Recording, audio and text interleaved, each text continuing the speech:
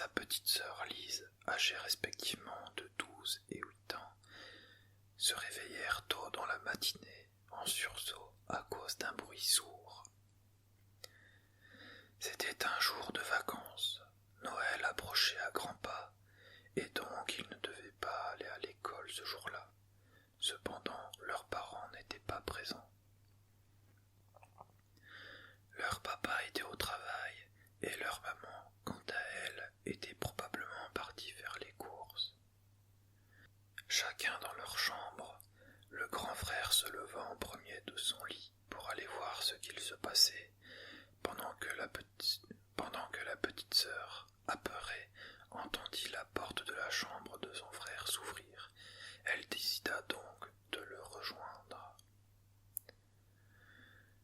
Une fois dans le couloir, ils s'échangèrent un regard et avancèrent tout doucement vers l'endroit où ils pensaient avoir entendu ce bruit qui avait été assez fort, suffisamment pour les réveiller. Ils atteignirent le salon pour découvrir avec joie que dehors tout était recouvert de neige, laissant donc retomber la pression du son inconnu qui les avait réveillés quelques minutes plus tôt. « Il neige !» s'écria Lise alors que son frère tenta de se reconcentrer sur leur objectif de départ. « Chut, reste derrière moi !» lui dit-il à voix basse, la poussant doucement derrière lui, avant de se diriger vers la cour arrière. Alors qu'il ouvrait la porte de derrière, sa petite sœur restait en retrait, inquiète. « Fais attention !» murmura-t-elle. Leur jardin était totalement blanc, recouvert d'une épaisse couche de neige d'environ 15 centimètres. Il avait bien neigé et tout était si beau aux yeux du jeune garçon. Il passa la tête à l'extérieur, méfiant, mais ne vit rien d'inquiétant, à part un gros tas de neige tombé du toit, mais rien de dangereux à l'horizon. Toujours en pyjama, il ne pouvait pas sortir sans risquer de tomber malade. Il demanda alors à sa petite sœur d'aller s'habiller chaudement pour ensuite l'accompagner dehors. Il pourrait en profiter pour faire un bonhomme de neige, le premier de la saison. Plusieurs minutes plus tard, ils sortirent tous les deux dans le froid de l'hiver. La petite sœur des étoiles plein les yeux, et pendant qu'elle profitait de la neige qui lui arrivait presque aux genoux, Timothée alla inspecter la neige qui était tombée du toit, lorsqu'il entendit un bruit étrange provenant du bois au bout du jardin. Ils avancèrent tous les deux d'un pas hésitant et entendirent à nouveau ce mystérieux bruit. Lise, apeurée, resta en retrait, tandis que son frère continua d'avancer, tout doucement sans faire de bruit. Quand tout à coup, surpris de sa trouvaille, il fit un bond en arrière qui le fit tomber dans la neige. En effet, caché derrière les arbres se trouvait un adorable renne. Lise l'aperçut, oubliant sa peur, se rua sur le renne et resta émerveillée devant lui. Timothée se releva, se secouant pour enlever la neige sur lui. Lise lui demanda « C'est un cerf ?» Timothée lui répondit « Ça y ressemble, mais non, c'est un renne. D'ailleurs, c'est plutôt un renne particulier. Regarde Lise, il a le nez rouge. » Lise lui dit « Parce que les rennes n'ont pas le nez rouge d'habitude. » Bouffant de rire, Timothée lui répondit « J'en ai jamais vu avec un nez rouge, en tout cas. » Ils s'avancèrent tous les deux, émerveillés, en direction du renne pour le caresser, quand ils s'aperçurent d'un petit médaillon doré était rattaché au cou du renne. Timothée décida d'inspecter s'il n'y avait rien inscrit dessus, quand tout à coup il vit une gravure où il y avait inscrit un nom dessus. L'animal n'avait pas l'air réticent au contact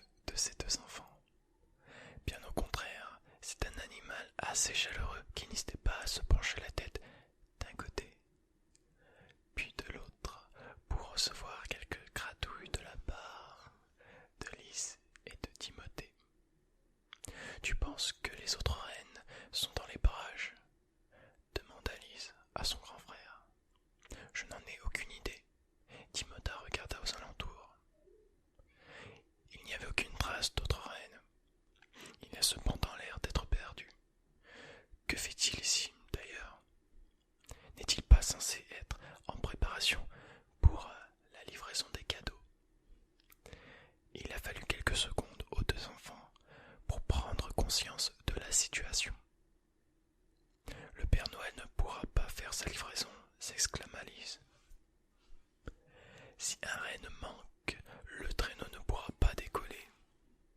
D'autant plus que ce renne est d'une très grande importance lors des voyages au travers des brouillards et blizzards. Et si ça se trouve, il n'est pas le seul à s'être perdu. Oh non! Lise semblait terrifiée à l'idée de ce scénario. Timothée resta perplexe. C'est un garçon qui, au fil du temps et des années, était de moins en moins attendri par l'existence du Père Noël, par toutes ces histoires. Cependant, faire part de ses pensées aggraverait l'humeur de Lise, qui, contrairement à lui, croit fortement que le Père Noël n'est aucunement une simple légende. Timothée observa les pattes du renne. Je me demande s'il s'est volé, se demanda-t-il. Oh, mais oui, Timothée, bonne idée, s'exclama Lise de nouveau, mais cette fois-ci avec un sourire aux lèvres. Comment ça, Lise ? Demanda Timothée. Nous allons accompagner Rodolphe. Nous allons l'aider à retrouver son propriétaire, le Père Noël, ainsi que son équipage. Nous volerons avec lui sur son dos. Ça nous offrira l'opportunité de voyager, nous qui n'avions pas souvent l'occasion, répondait Lise, les étoiles dans les yeux. Écoute Lise, papa et maman nous ont confié à la maison pour devenir plus autonomes, responsables et avoir davantage leur confiance. Timothée regarda le renne de nouveau.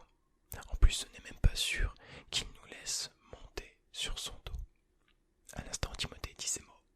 Le renne se mit à genoux, leur faisant allusion de monter sur son dos. Tu vois, Timothée, il est d'accord. Rodolphe est d'accord.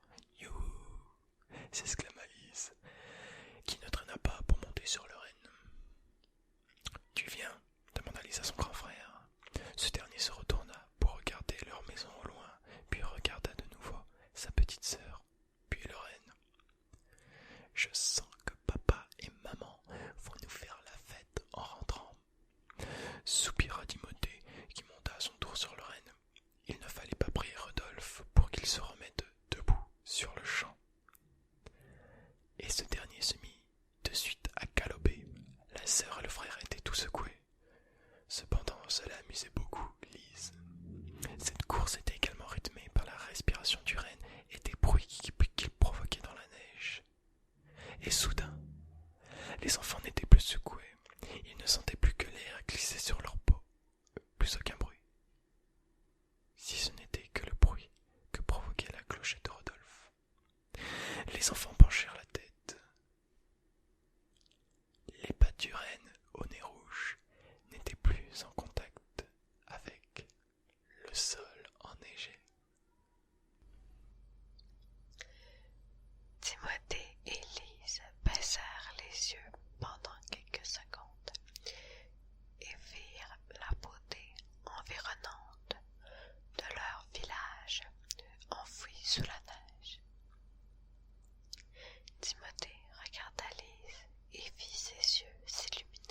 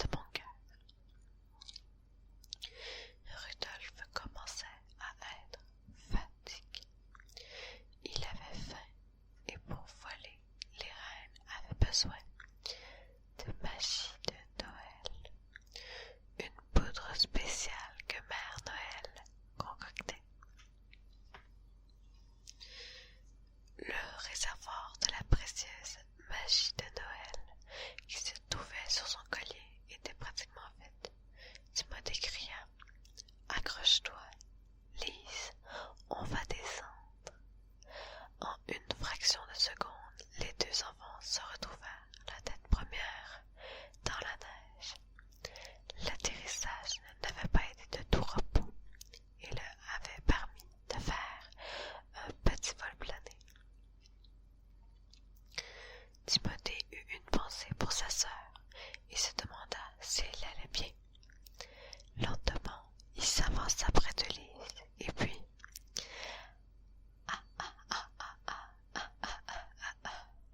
Lise était prise d'un énorme fou rire. Elle avait l'air d'avoir apprécié le voyage. Pendant que les deux enfants se relevèrent, Rudolphe commença à sauter un peu partout et à se mettre le nez dans la neige. Il cherchait et avait senti quelque chose, comme les chiens, et d'un pas très rapide, il courut dans les bois. Timothée et Lise étaient rapides malgré la neige et rattrapèrent Rudolphe qui s'était arrêté devant quelque chose qui brillait de mille feux. Le renne avait l'air fasciné. Lise, curieuse, s'approcha pour savoir ce qu'était cet objet, mais son frère la retint par le bras. Il avait peur que ce soit dangereux. Alors, il lui ordonna de rester derrière lui, et il avança doucement en prenant soin d'observer les réactions de Rudolphe. Une fois assez proche pour distinguer correctement l'objet, Lise ne put s'empêcher de l'attraper et de le tendre à son frère.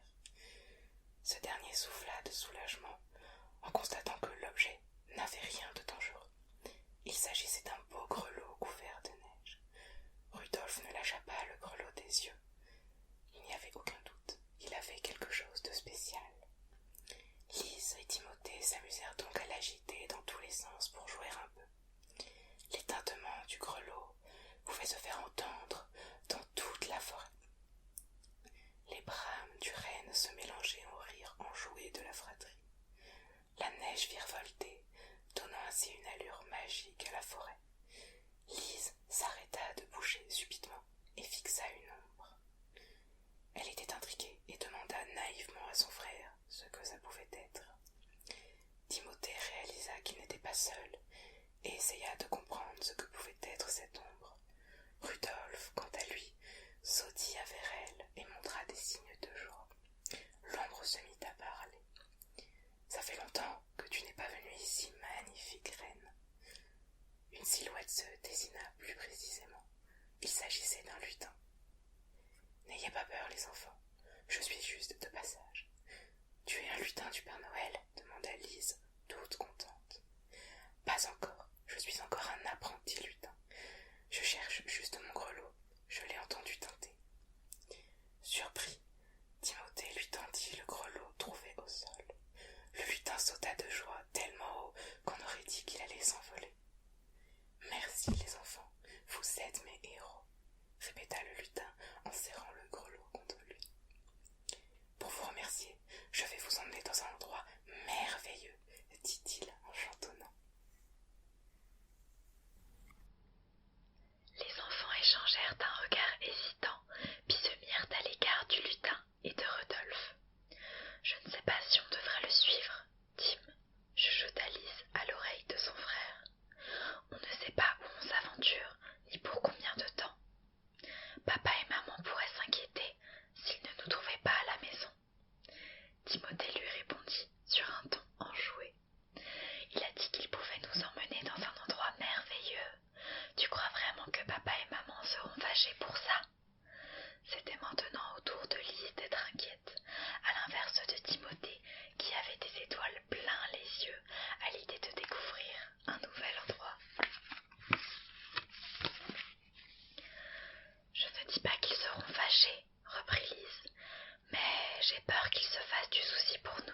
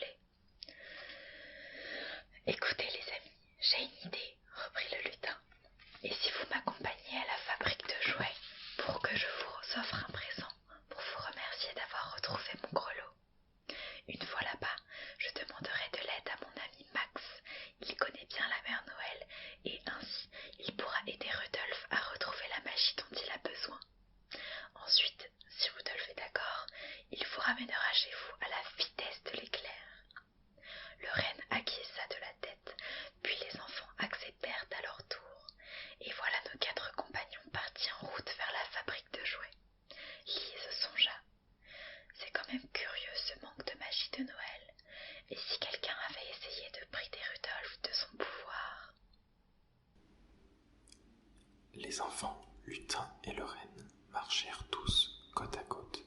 Ils empruntèrent un chemin sinueux et étroit qui s'enfonçait dans une forêt touffue non loin de chez eux. Ils passèrent les mousses brumeuses, mousses vertes, semblables à de la moquette sur le sol, remplies d'un petit voile de fumée blanchâtre qui englobait le bas des arbres. Et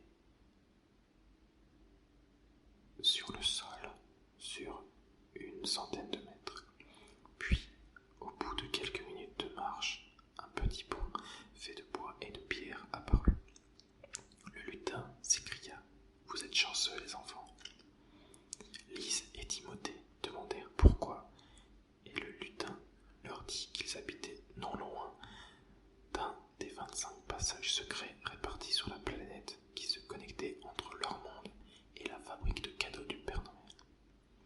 C'était quelque chose de très banal et personne n'en crut ses yeux lorsqu'ils aperçurent un arbre énorme qu'il semblait vieux, fatigué, avec pour seul corps un tronc apparent et bosselé par le temps. C'était le pin royal, le plus vieil arbre de la forêt de ce pays et à plusieurs milliers de kilomètres du prochain passage. Un arbre fendu par le milieu avec quelques grosses branches et des racines apparentes. On avait l'impression que l'arbre voulait sortir de terre. Lise n'était pas rassurée à l'idée de s'approcher de cet arbre, mais plus le lutin en parlait et le décrivait, plus Timothée semblait excité. Le renne lui inclinait la tête et cet arbre lui semblait familier, mais dans ses yeux on lisait tout. On lisait son incompréhension face à cette perte de mémoire. Le lutin demanda à nos amis de s'écarter de l'arbre de quelques mètres pour faire fonctionner quelque chose. Lise se demanda « Que va-t-il bien faire avec cet arbre ?» Timothée demanda à Lise « Tu penses qu'il est magique l'arbre ?» Elle ne répondit pas. Le lutin agita la cloche dans la cavité de l'arbre, puis fit un tour sur lui-même, tapa du pied et sembla prononcer quelques mots. Les enfants étaient intrigués. Le lutin était à quelques mètres, mais il n'entendait pas la cloche sonner, ni ces mystérieuses paroles. Et d'un coup, une sorte de lumière jaune apparut au centre de l'arbre. C'était un point lumineux. Le lutin recula d'un pas et sembla former un cercle avec un doigt face à l'arbre. Et la lumière s'agita et forma un cercle avec une petite boule sur le dessus. Ça ressemblait à une boule de Noël. Elle se forma en 3 dimensions de plusieurs mètres de haut, englobant l'arbre. C'était une sphère jaune, écarlate, presque aveuglante. Le lutin avança, s'accrocha au tronc de l'arbre, fit signe aux enfants et aux rennes. Ils se collèrent au tronc et dans un silence absolu, ils étaient comme téléportés dans un endroit totalement différent. Ils tombèrent tous de quelques mètres de haut, mais dans une piscine à boules. La matière était inconnue, mais les enfants semblaient connaître la matière. Elle était semblable à du chamallow. Rudolf se débrouillait tant bien que mal pour rester à la surface de ce bain étrange. Il ne connaissait pas la matière. Le lutin claqua des doigts et plusieurs lumières les éclaira. Ils étaient comme dans un immense hangar.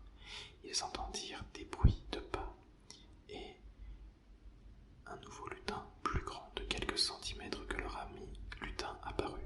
C'était Max, le lutin affilié au département des déplacements intérieurs et extérieurs de la fabrique de jouets du Père Noël. Max et le lutin aidèrent les enfants à sortir de ce bain, ainsi que Rudolf, et s'avancèrent dans un long couloir. Le petit groupe se dirigea vers une porte dorée pourvue d'engrenages. Max la déverrouilla d'un seul doigt. Dès que la porte s'ouvrit, Lise et Timothée découvrirent l'usine à jouets. D'imposantes machines sortaient à la chaîne des centaines de jeux. Chacune avait sa spécialité. Les jouets en bois, en plastique, des chevaux à bascule,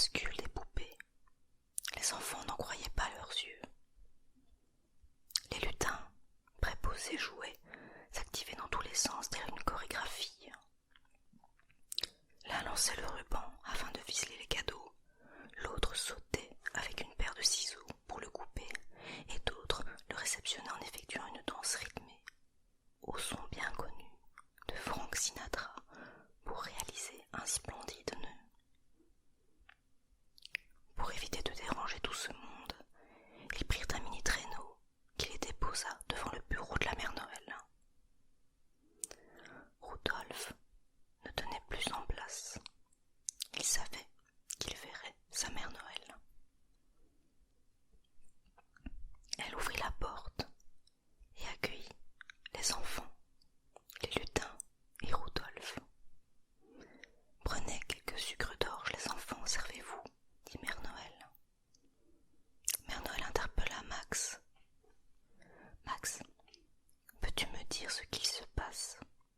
Et toi, mon Rudolph, tu n'as pas l'air en grande forme. » Max répondit. « Mère Noël, il semblerait que quelque chose, et nous ne savons évidemment quoi, vole la magie de Noël. Je crois que notre Rudolph en est atteint. » La mère Noël réfléchit. Elle prit une boîte dans laquelle se cachait un flacon, s'approcha de Rudolph en souriant. Mais le flacon ouvert, rien ne tombe. Plus une goutte. Mais que se passe-t-il donc? S'exclama Mère Noël. Alors que la mère Noël, stupéfaite, se posait des questions, Max et l'apprenti lutin Bob s'échangèrent des regards confus. « Que se passe-t-il » demanda Timothée. « Ma fiole de magie de Noël est vide. Quelqu'un a dû l'utiliser sans ma permission. Il semblerait que nous allons être en pénurie de magie de Noël, avant même d'arriver au jour de la distribution des cadeaux, si ça continue comme ça. » Subitement, un lutin entra en trombe dans le bureau de la mère Noël et s'écria: « C'est urgent. Nous avons découvert ce qui est à l'origine du vol de la magie de Noël. C'est Grilla, la vilaine drôlesse. Elle vole la magie de Noël des lutins et autres créatures de Noël qu'elle croise. » Les enfants se demandèrent qui est Grilla, avant même de se souvenir des histoires que leurs parents leur ont déjà racontées. Que c'est une drôlesse qui mange les vilains enfants quand Noël approche. Alors elle existe vraiment, s'écria Lise, terrifiée. Mais elle n'est pas censée manger les vilains enfants quand Noël approche, demanda Timothée, tout aussi surpris que sa petite sœur. La mère Noël leur répondit que ce ne sont que des contes pour faire peur aux enfants, mais que la réalité n'est pas meilleure, parce qu'elle est très friande de magie de Noël. Une poudre qui alimente les machines et les reines de Noël, et bien d'autres choses. Après quelques explications, les jeunes enfants demandèrent s'ils pouvaient faire quelque chose pour aider, pour que Noël puisse arriver. Sinon, ça rendrait triste des millions d'enfants. Et Timothée ne voulait surtout pas que sa petite sœur voie Noël être cachée. « Je ne vois pas ce qu'on peut faire, » répondit Max désespéré. « C'est une drôlesse très méchante. Et si on s'approche d'elle, elle aspire notre magie de Noël, » réenchérit Bob, l'apprenti lutin. « En effet, c'est une affaire compliquée. Elle est vraiment affamée cette année, » marmonna la mère Noël. Après un instant de silence, pesant, la petite Lise, aussi gentille qu'innocente, s'écria: « Je sais, j'ai une idée. » Grilla doit se sentir très seule. C'est peut-être la dernière drôlesse du monde. À l'arrivée de Noël, peut-être qu'elle est triste et du coup elle mange pour se sentir mieux. Au lieu de la priver de manger, pourquoi est-ce qu'on ne lui offrirait pas plein de magie de Noël en cadeau? Comme ça, elle n'en volerait plus. Un grand sourire aux lèvres et des étoiles plein les yeux. fixa tour à tour les personnes présentes dans le bureau. Après un bref moment de réflexion, la mère Noël répondit. Ça pourrait marcher. C'est une très bonne idée, petite Lise. Nous allons essayer ça. Suite à la bonne idée de Lise, les deux enfants, suivis de Rodolphe, de Max et de Bob, se téléportèrent au fin fond de la forêt. Au fur et à mesure qu'ils avancèrent, la pénombre se faisait sentir. Mais Rodolphe utilisa son nez magique, luisant, afin de pouvoir y voir un peu plus clair. C'est comme ça que le Père Noël distribue les cadeaux quand il fait trop sombre, s'exclama Max aux enfants, car on n'y voit pas tout le temps.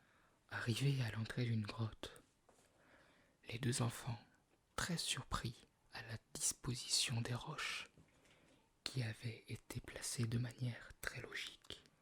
Il y avait forcément quelque chose ici. Alors que Lise analysait avec grande attention tous les moindres détails, elle prêta son attention sur un petit panneau où il y était écrit « Personnel du Père Noël. Dégagez d'ici ». Il n'y a pas de doute.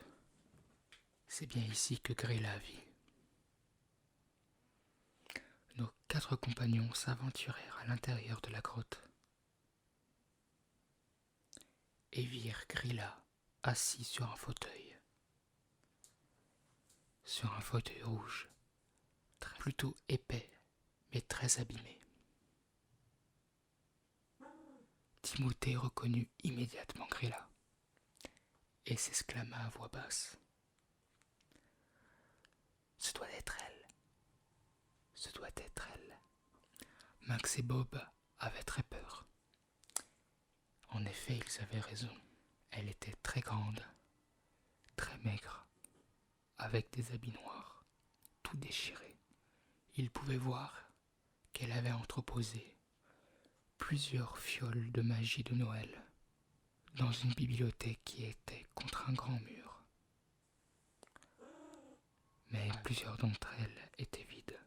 Nous sommes venus vous offrir un cadeau pour que vous arrêtiez de voler la magie de Noël, s'exclama Lise. Grilla dit ainsi. Qu'allez-vous m'offrir?